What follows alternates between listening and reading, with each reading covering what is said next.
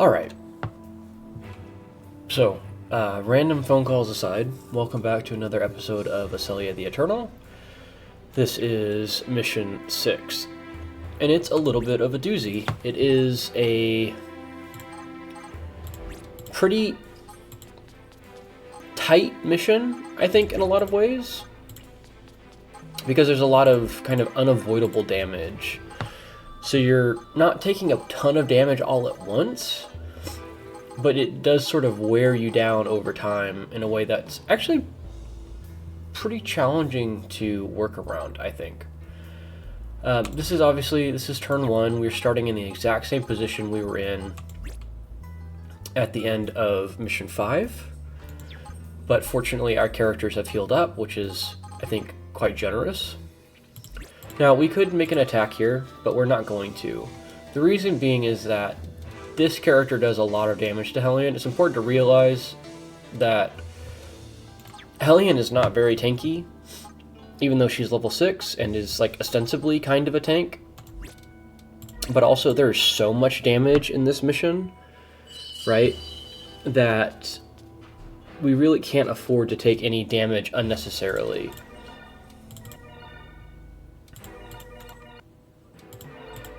Alright, let's see.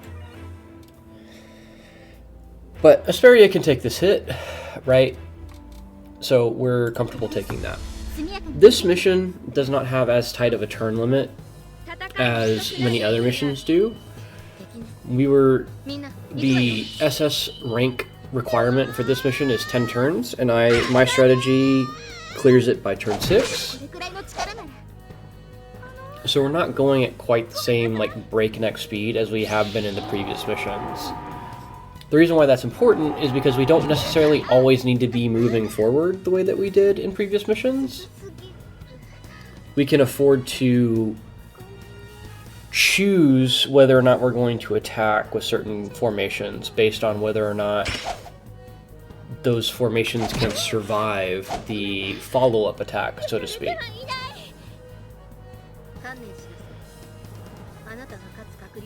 And this is one of those situations, right? Helion just takes too much damage, so we're going to wait for the follow-up and do damage on the defense phase.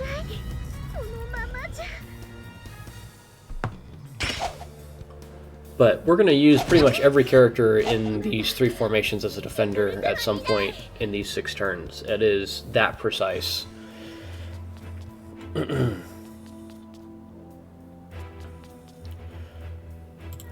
We can take this with Helion here. We're going to put Nanaru in attacker, and we're going to use Selia to banish the lightning fire, of course. We could theoretically do something like this, but I don't think that's necessary. I think you're just taking damage on Orupha for no reason. This is fine, right? The strategy accounts for this. I don't think I've heard that voice line before.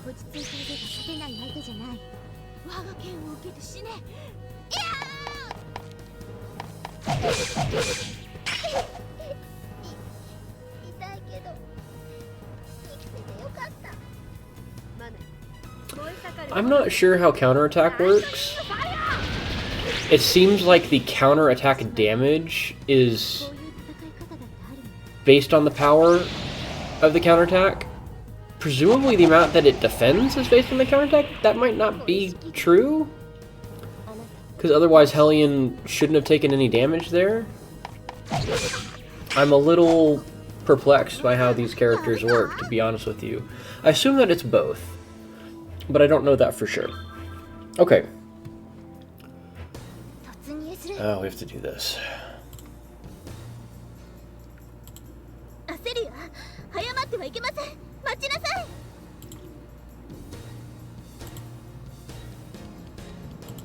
オルファの方がいっぱい殺しちゃうもん。アセリアお姉ちゃんには負けないんだから。So Orupha and Selia are both highly competent, but also highly independent. So they don't listen to us because they don't think that they need to listen to us. Or rather, they don't listen to Yuto because they don't think they need to listen to Yuto. Mechanically, they do everything that we tell them to do, which is Great.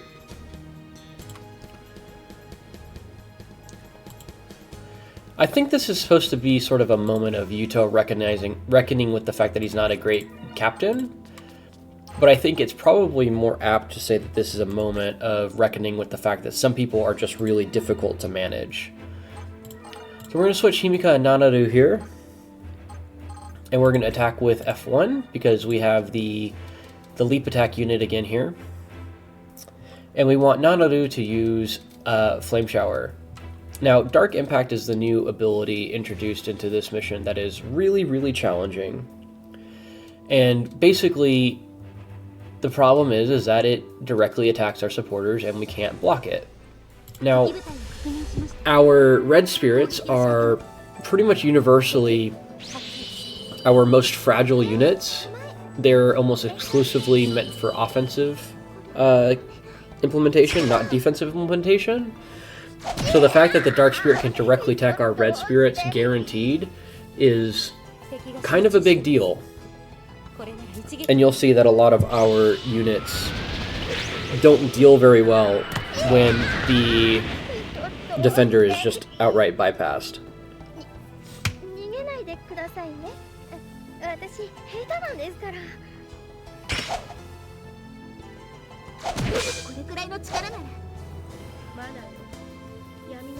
Esperia is still very good, but she's definitely starting to become a little bit less ubiquitously powerful. The black spirits in particular really do kind of give her a lot of difficulty, unfortunately.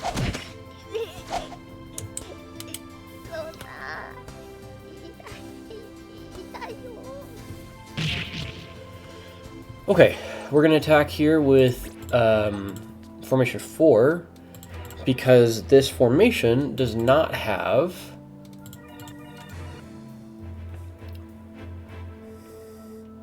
a supporter, so this supporter can't hurt us. We're using Leap 1 here on Aselia because she won't be able to one-shot the defender either way, so this way we preserve our more valuable attack charges, or attack usages.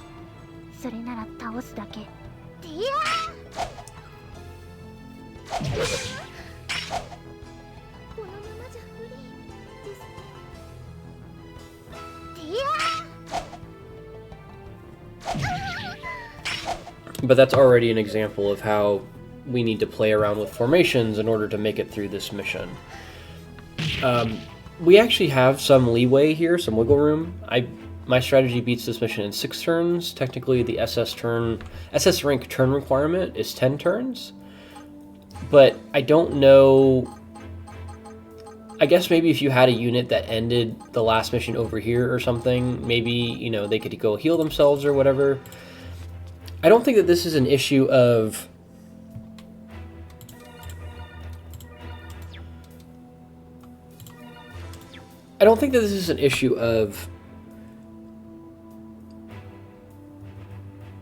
not having like enough attack charges on the right characters or anything like that.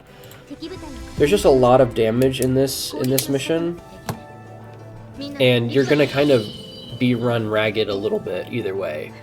The alternative also, of course, is that you totally ignore the left side or the west side of the battle, which I think is maybe the big strategy there, because you can beat the game or beat the mission with just Formation 2 on the east side of the map. So I guess maybe that's sort of how you would handle having a weaker west side. But as it is, we're doing all right, and we defeat every spirit in the game, or every spirit in the mission. So that certainly helps. Okay. We get to swap to Leap Attack 1 here. But again, we're still going to use Esperia because of, you know, stuff. And we're still going to use Nanaru for her damage. But I think this is the last time that she can take damage without being just outright killed, unfortunately.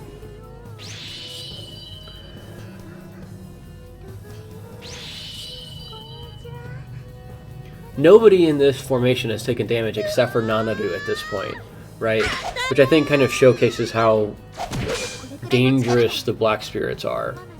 Unfortunately, our Black Spirits are not nearly as dangerous, which I think puts Black Spirits, at least so far, in kind of the same realm as Archers in Fire Emblem, where they're kind of balanced around the idea of being like really annoying in large groups. And if you made them strong, then they would just be like overwhelming. And I think, unfortunately, we'll see. I mean, we'll see how Helion works. I know we for sure get another Black Spirit. We get Himika, who's going to be actually the main heroine for this playthrough. So, in theory, we do have a chance still to get a Black Spirit that's worth using. But, so far, Helion has not been super valuable.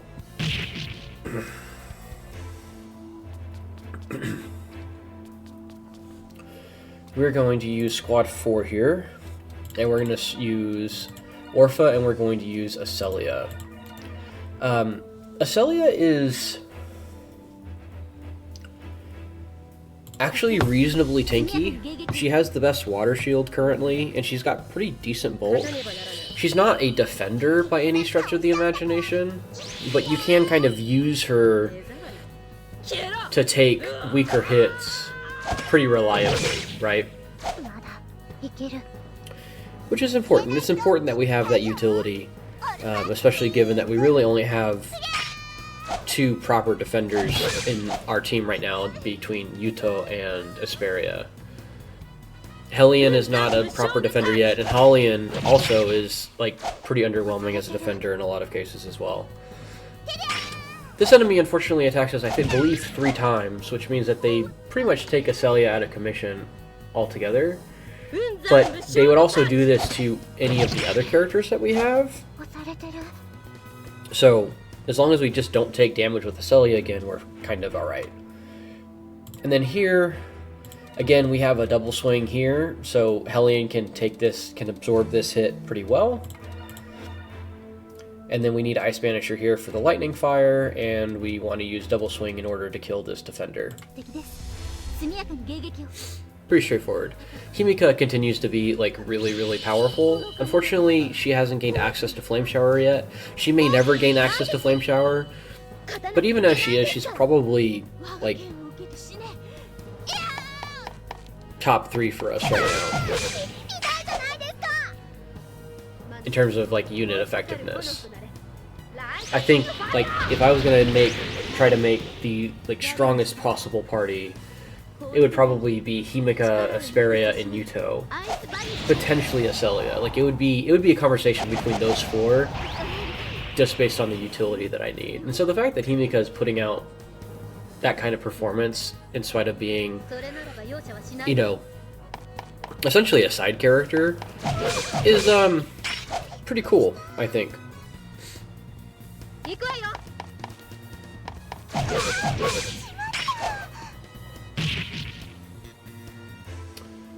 Okay.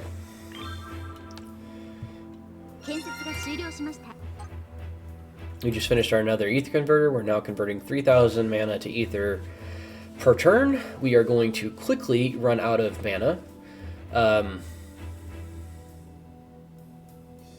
Which I guess just means we have to go get more, right? But that's alright. Now we're going to attack with F4. Again, because we don't have...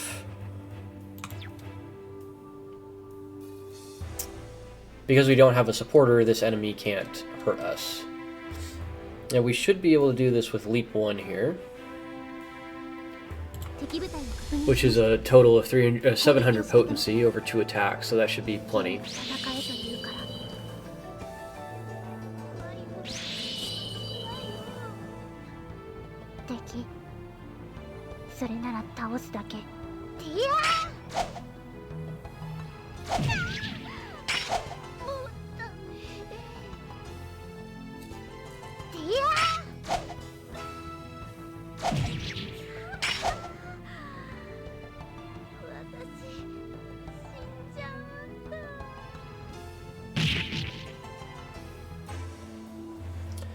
And then, similar to turn number 3, we're actually going to wait. We could go with this right now, but what we want to do, if possible, is create a scenario where we can take damage on our turn and then kill the enemy before they have the chance to take damage. Right. Start the enemy fight on defensive phase, and then end the enemy fight on offense on the attack phase. And the reason for that is that if we kill them when we attack them, they actually can't kill us. They don't do damage to us, right?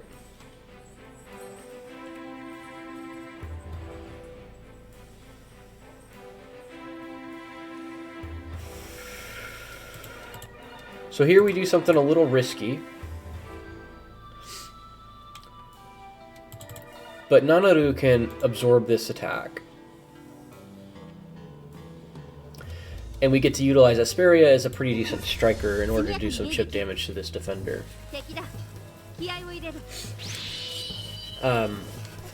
Nanaru, I believe, like, barely lives this. It's possible that she lives the supporter attack as well, since she only took 230 damage last time. But in testing, I think there's something about maybe this node that this extra plus 10% dark attack that just meant that I couldn't survive that damage, unfortunately. But that's fine, because Shiah is pretty bulky still. And like I said, Esperia is a decent striker. She's still one of our better all-rounders, don't get me wrong. She's just, you know, she's a character that started at level 6 and hasn't been promoted a single time, or hasn't been leveled up a single time. So she's starting to fall off a little bit. Okay. Now this enemy attacks us, and we do it like this. Still using Shiah to take this damage, but this time, unfortunately, Esperia kind of really doesn't have much of a choice. She's going to get hit quite a bit here. And this is where you see kind of the difficulty of dealing with Dark Spirits. When I use them, they don't seem to be nearly this effective, but when the enemy uses them, they take half of my defender's HP in a single round of combat. It is really just a matter of the fact that the enemy can throw as many Dark Spirits or Black Spirits at us as they want, without really having to worry about how effective they are individually. They just sort of wear us down through attrition. Whereas we don't have that same luxury, right? Assuming we want to keep all of our spirits alive. Which we do. We do want to keep all of our spirits alive. That's part of the challenge, right? She should be able to take 2 more of those if she needs to. And then Nanaru is just in this position to not get hit, basically. It's worth noting that the counterattack cannot kill you, it seems like. And then Esperia is going to take like half of her HP here. Even though it really doesn't feel like she should. That is definitely what happens, unfortunately. Looking at it, Esperia actually doesn't have that much bulk. She has about as much HP as a lot of the blue spirits do, unfortunately. And then we go back to good old Squad 3 here. Same setup, but we're going to use Swing 2 here. The reason why we're doing that is because we're trying to preserve our double swing charges, but also, again, because this is the defensive phase, there's no forward momentum here, right? So we can afford to do a little bit less damage if it means that we can kill, we can afford to take a little bit less damage here, because if we can kill during the attack phase, we still gain the exact same amount of offensive momentum, right? Let me put it that way. But, like I said, this is a mission where moving forward constantly is not necessarily as helpful.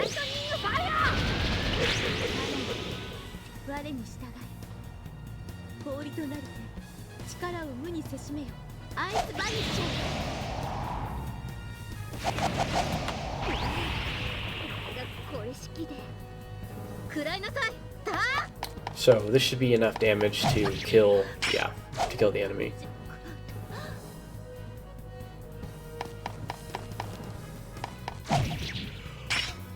Honestly, Himika might have just killed both of those enemies in this one round of combat, but like I said, we're not losing any forward momentum by doing things this way. Okay. So we're on turn form here. We're going to move Helion to F4. And we're going to attack with F4. The reason for that being that we're going to actually start doing some stuff here. We're going to use Flame Shower. We're going to move back to Leap Attack 2. Because we want to make sure that we kill this defender. And we're going to switch to Counterattack 1 because we're out of Counterattack 2 charges. So Helion is already going to start taking more damage. But, crucially, she can block 2 times with Counterattack 1, which doesn't necessarily help us in this scenario, but might help us in the future.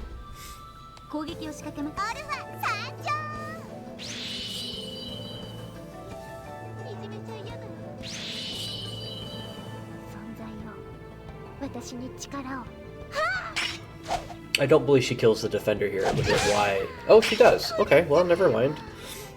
Orpha's just here for fun, then.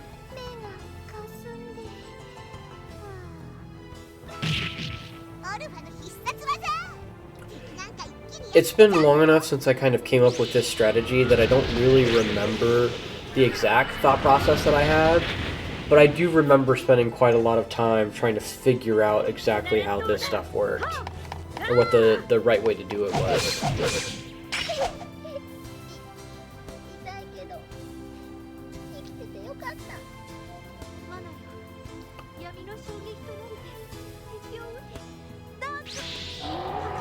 Interestingly, Orupha can actually survive 3 hits of this.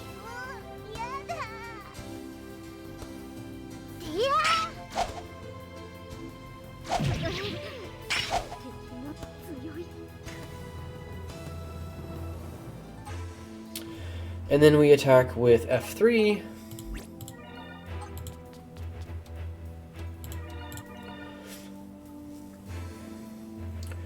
In which case we use...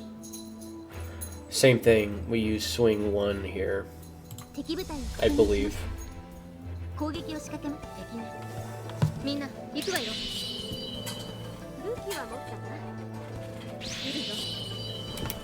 I have struggled enough time following my own strategies to know that my strategies are not necessarily well documented.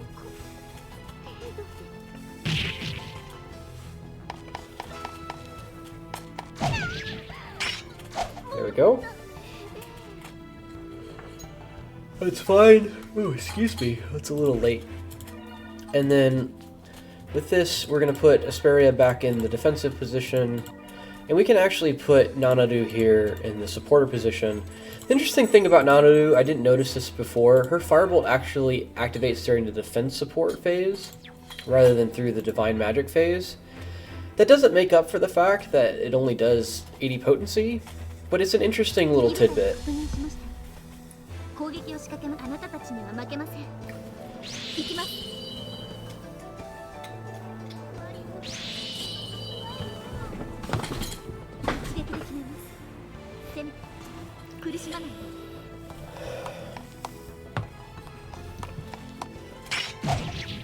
There we go. There are almost certainly going to be spells where being able to activate during the defensive support phase would actually matter quite a bit. Unfortunately, Nanaru's Firebolt is not one of those spells. And then we can finally attack with Yuto. Now, this is a continuation battle, so you have to make sure that you have a squadron here, formation here, that can defeat this enemy. But as long as you do, you can actually complete this mission with just this one formation, right? Which is kind of interesting. And we're going to use Inspire here. Now note that Helion has a lot more HP when she promoted. So probably moving forward, I'm going to pick and choose select units to make it to level 10. Because that seems pretty worthwhile to me. Inspire is a really good ability that we haven't used very much. It's a full formation heal, but it also increases the amount of damage that you deal while decreasing the amount of, or increasing the amount of damage that you take.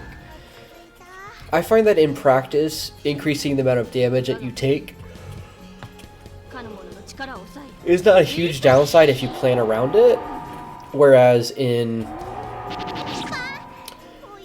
even as early as Mission 1, being able to use Inspire netted us some pretty clutch kills that we wouldn't have gotten without it. It also happens to be really good with Nelly, because Nelly has the ability to attack 3 times in one round of combat. Right? Which means that she gets even more value from this. She gets the whole 50% extra value from Inspire per battle than other characters do, so... This guy talks a lot. Fortunately, he doesn't do very much damage.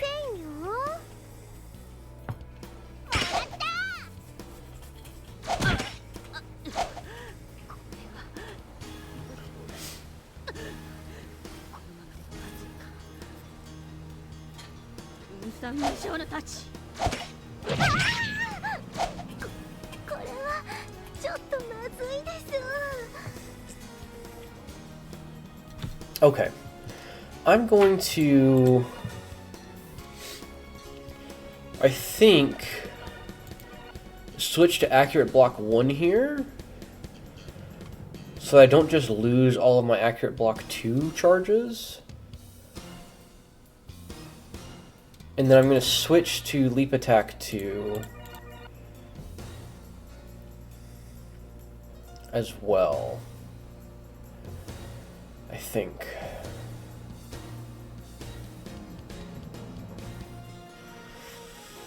Is this the right strategy?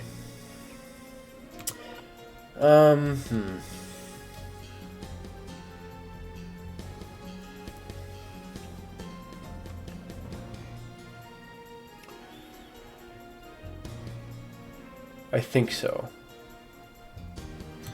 Let's try it. Let's see what happens. If I have to redo it, I'll redo it, I guess, at this point. I need some water. Oh well, I'll get that after this.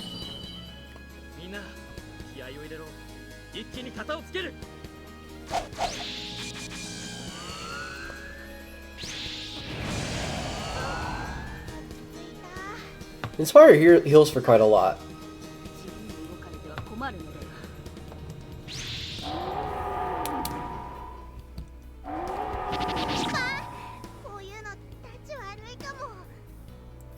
For whatever reason, that Black Spirit blocked, or targeted Nelly that time, not Helion, but whatever.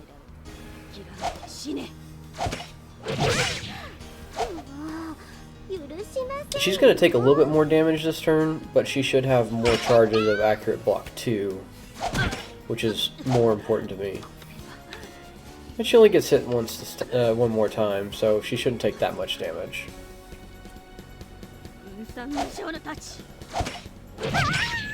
Yeah, we're fine.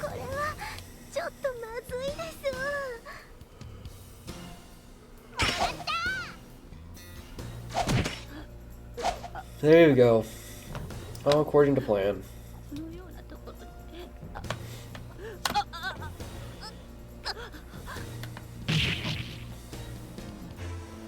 Okie dokie.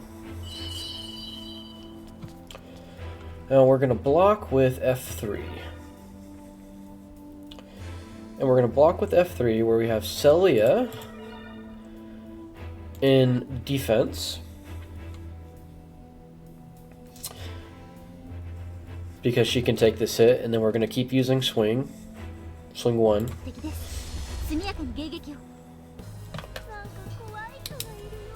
Because we can. Again, we're trying to spread the damage around, right?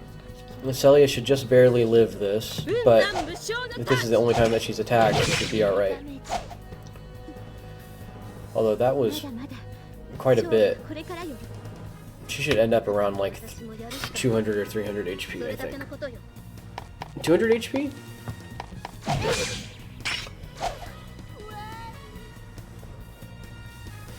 You can see that even Himika's starting to take quite a bit of damage. Oh, she just barely lives. Wow, okay. Like I said, the damage requirements for this mission are pretty precise, it turns out.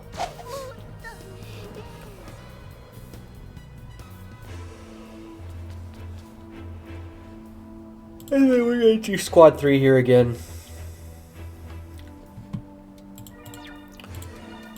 We can do something really cheeky here. But Impulse Blow plus Fireball does enough damage to kill this enemy. And this enemy is targeting our defender, so we want to make sure we don't have anybody in the defender slot. The game tries to trip you up, right? Because your strategy against the black spirits is totally different than your strategy against the red spirits, right? So if you're not paying attention, you can end up in a situation where you take damage that you weren't expecting to take. Like what almost happened there. I almost got lazy and decided that I wasn't going to follow the strategy. But fortunately, I decided to follow the strategy.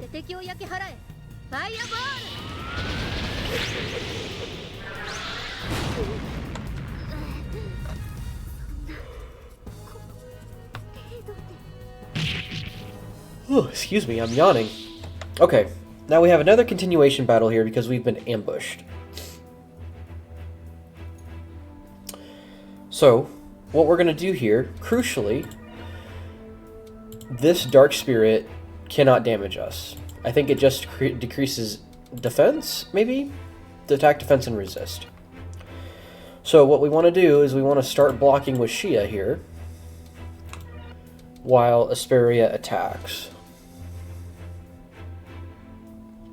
And Nanaru is totally safe. This soldier, it does not do enough damage to kill Shiah, because he only is doing 100 damage, or they are only doing 100 damage. Even though they're attacking us 3 times, they're only doing 100 damage, right? Kind of like kind of like Helion, our Black Spirit, right? She only does 150 damage per attack, so even when she's critting, she's not that threatening.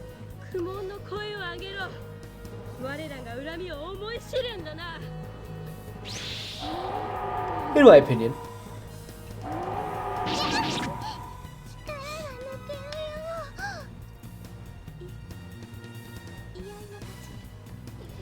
Eien. So she should take about like 130 damage for the next 2 attacks. Puts her at 100 and some change. And Esperia is doing pretty respectable damage, especially when combined with Nanaru. They should be able to kill this defender. And then since this is a continuation battle, we just pick up where we left off immediately after this. So part of the strategy that we had at this point was to sort of conserve our charges to the point where we could actually survive this battle, right? This is a pretty sneaky ambush, actually. This is the first time that ambushes have really been introduced to us. They may be tutorialized in the next battle, or next mission for all I know. But this is the first time that we're seeing them in this playthrough.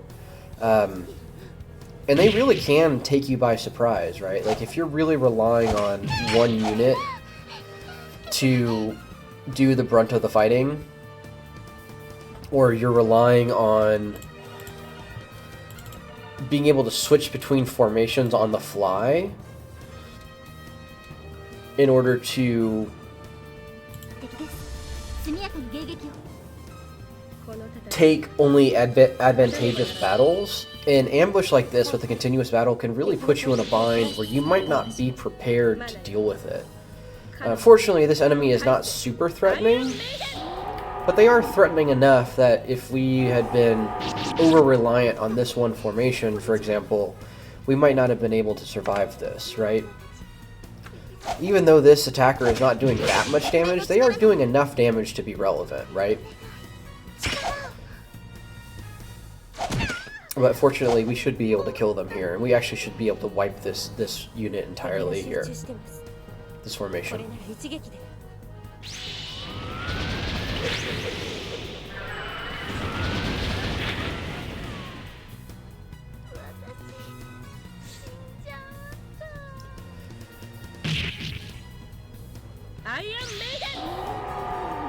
And again, we're not worried about Iron Maiden. It's a good skill, but it's not... I don't know. Damage is king, right?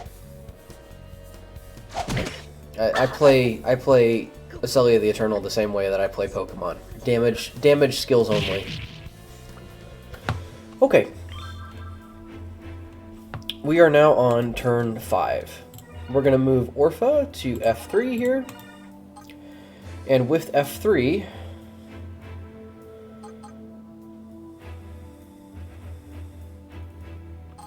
And we're going to move... Well, I almost missed it. We're going to move Nanaru to Formation 4. Now, with this... The reason why we're doing this is because, in theory, we want to be able to take the city with... Actually, what we would really like to do is take the city with Shiah, Nanaru, and Helion. But Shiah doesn't have any attacking charges yet, so we really can't use her in the attacker role.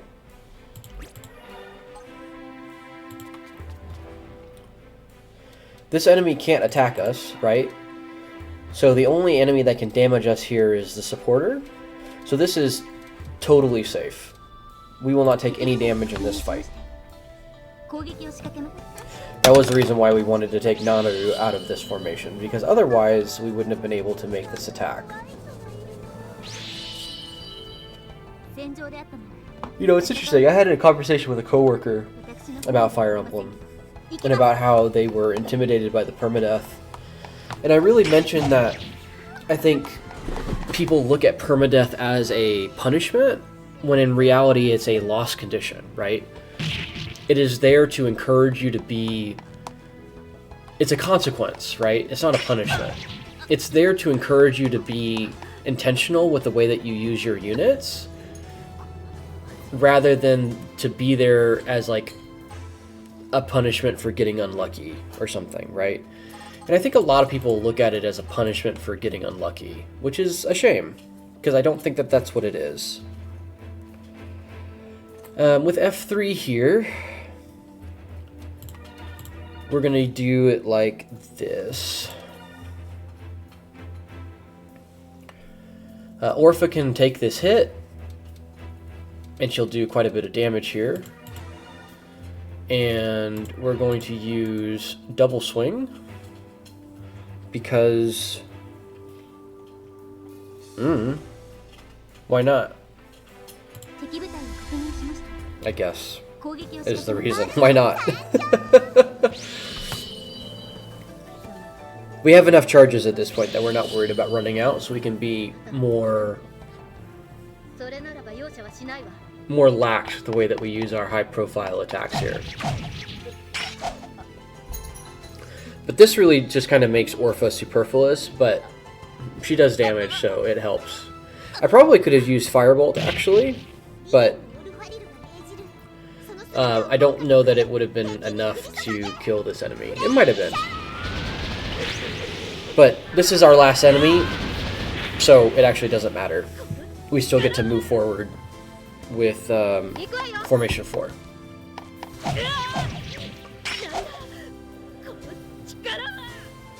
But we have sort of survived in this mission long enough for, I think, people to start seeing the reason why dark spirits, or black spirits I should say, are maybe not all they're cracked up to be. This enemy has attacked us like 3 times, and they are totally out of attacks, right? And I just don't know that they had... I mean, I'm not going to say that they didn't have impact. They made the fight difficult, but we're now in a situation where they're just not effective because they can't attack us anymore.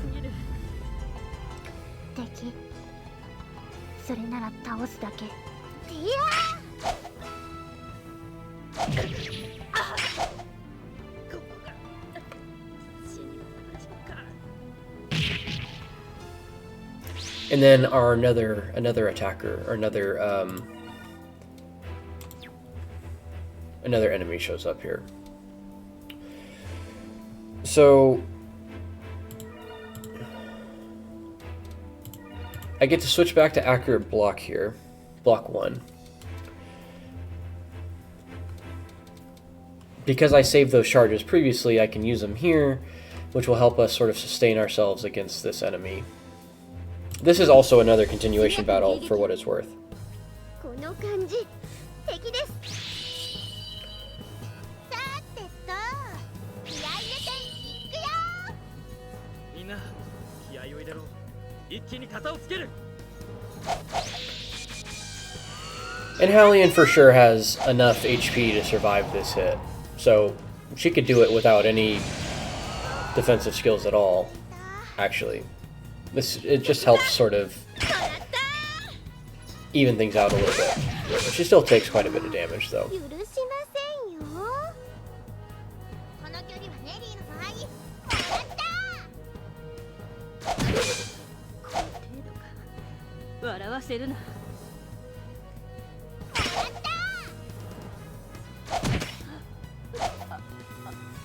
Nelly does quite a bit of damage, it turns out. And we want to be careful here, because if we just let Helion take too much damage, the boss will kill her. So what we're actually going to do is we're going to swap these characters around here. Now, Helion got Earth Prayer, which heals 45% of a target's maximum HP, which is kind of insane, but it also activates twice per round, which is also even more insane. The reason why I'm doing this here is because this will allow Helion to heal herself. Then this enemy will attack Nelly and will heal Nelly. In theory.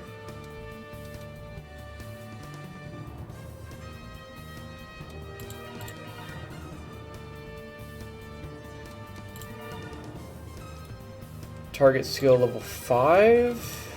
Earth Prayer is what? Level 3? Level 4. Does this work?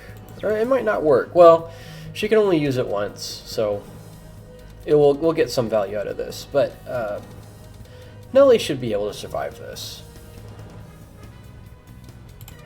I could even do something like this. Let me do it like this, I think. Because Yuto definitely will not die here. I don't think that Nelly will die, Nellie, but I've been surprised by Impulse Blow before, so I'd rather not take any chances. I'd rather not take any chances. I know for sure that Yuto will survive.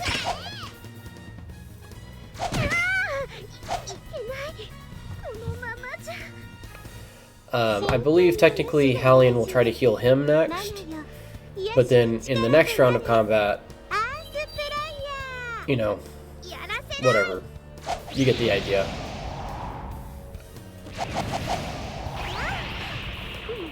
Why did that do so much damage? Oh, because Helion has so much HP, huh?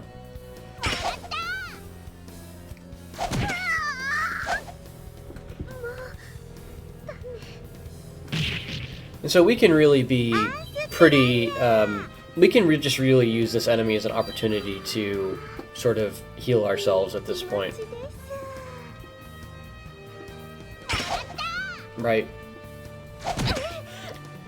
This enemy simply cannot do enough damage to kill us. If that enemy did 500... then we should be good to go here. I'm going to switch back to Heavy Attack 1. Just because I can.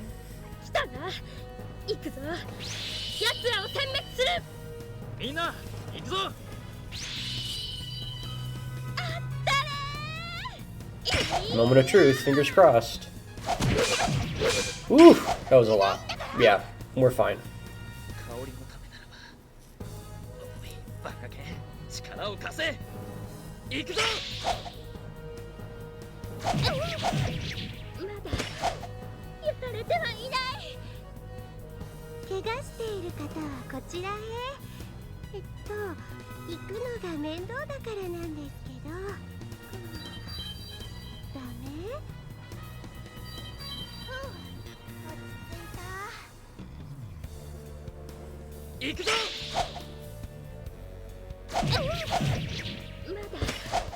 Oh, good. Just barely didn't do enough damage to kill. That's actually perfect. And we could do something really cheeky here, where if we put Yuto as the supporter, he will finish healing up everybody, and we will be perfectly fine. We'll finish this battle just about full HP on all of our characters, which is pretty cool. あらあら戦闘ですか？我が求めに応じよ。オーラと書いて刃の力となれ。インスパイア。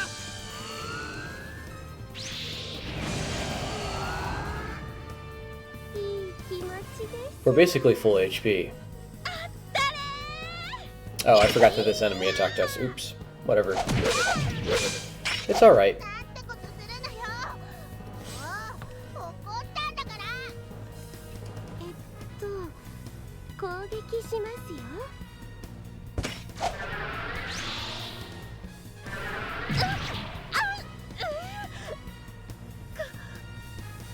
ここまでか。 Okay. We're still on turn 5, right? So.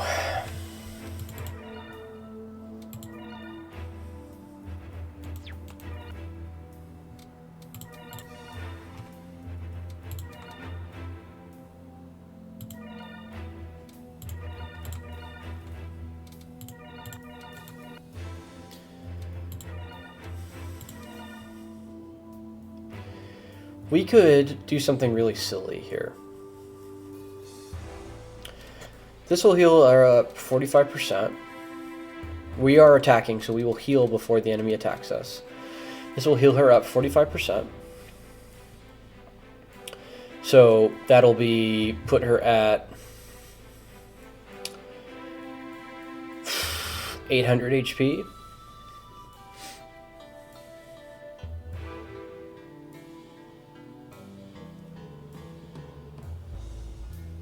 She'll get hit. We'll heal her up again. She'll get hit twice.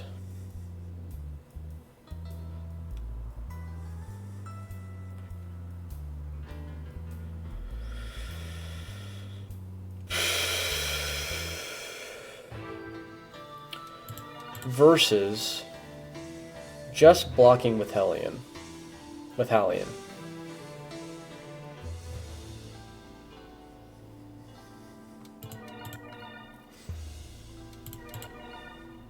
I don't know that Helion survives 2 rounds of combat here. That's 600 potency plus 600 potency, 1200. She should be fine. We'll play this by ear. We'll see. We'll see how she does. But I think she should be all right. If we need to, we can block with Yudo, and we can just extend by another turn. But she should be able to tank this twice here.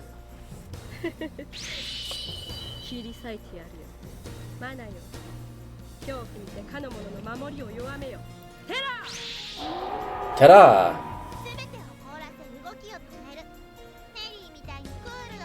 You know, it's interesting that in Japanese you would say "tera" instead of "teroru." I feel like I would Romanize it as teroru. Teroru. Terror? I don't know. Terra. I guess it depends on who you're getting your English lessons from, maybe. You're an eyesore. Disappear. Okay. So we are at max health here.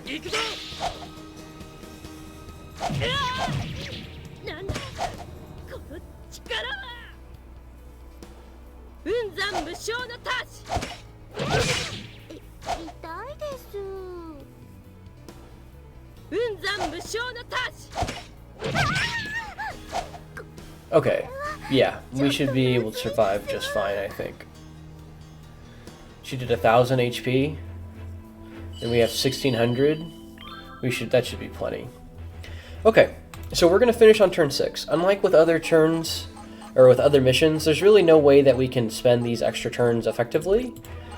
Like, we could walk up here and then train our characters, I guess, on the final turn, but I don't... Then they're gonna be pretty far behind for the next mission, so I'm just not gonna do that.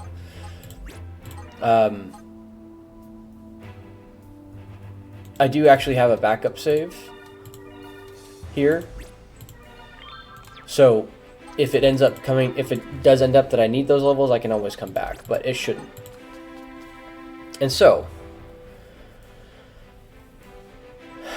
this enemy did 1,000 damage to us. We're going to block 1 less. So we should probably take about 1,200 to 1,300, maybe, if we're being generous. So we should be able to survive this without any challenges.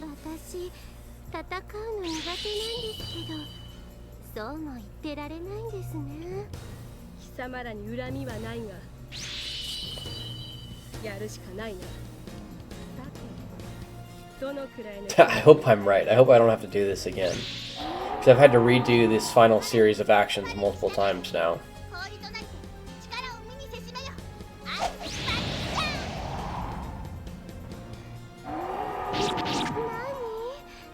何？もう意地悪ですよ。こんなところで命のやり取りか。見てるけど仕方ない。うわー God, I hope I haven't miscalculated this. I'm gonna be really upset if I did.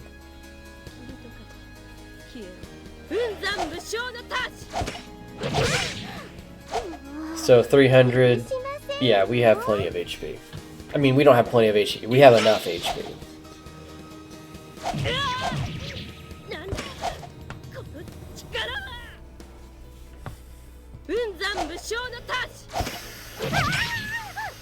Yeah. So we couldn't take a 4th hit, but we can take a 3rd hit. 394. Actually, we could take a 4th hit. Look at that. We're doing better than we thought. It's still a little scary, though. We wouldn't have been able to use that strategy if we hadn't promoted Helion, so we would have had to find another way to do it. And then, we just do it like this, right? Leap attack 1, kills in 1 hit. We have counter attack 1 in case we need to take another hit. She shouldn't be able to do 382 damage through our defense. And then we get mined on Helion and Nanaru. And we complete the mission. Hopefully.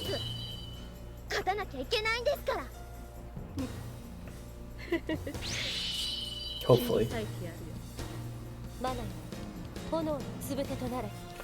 ファイアボルト。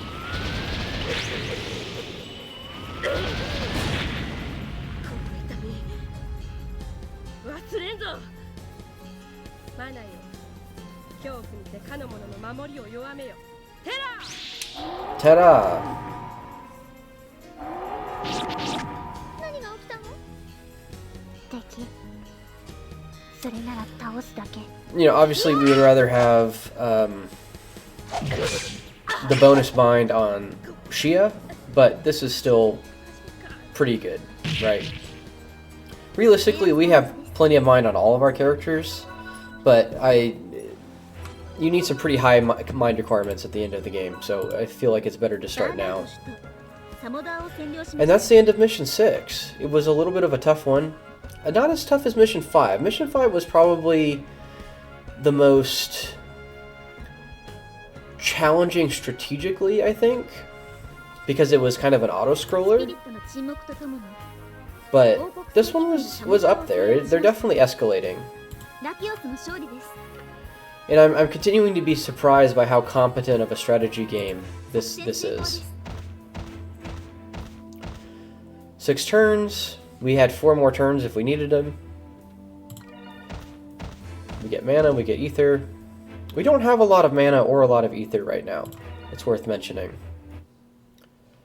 And there we go. That's the end of Mission 6. And this is the end of this video. I'll see you guys next time. Thanks for watching.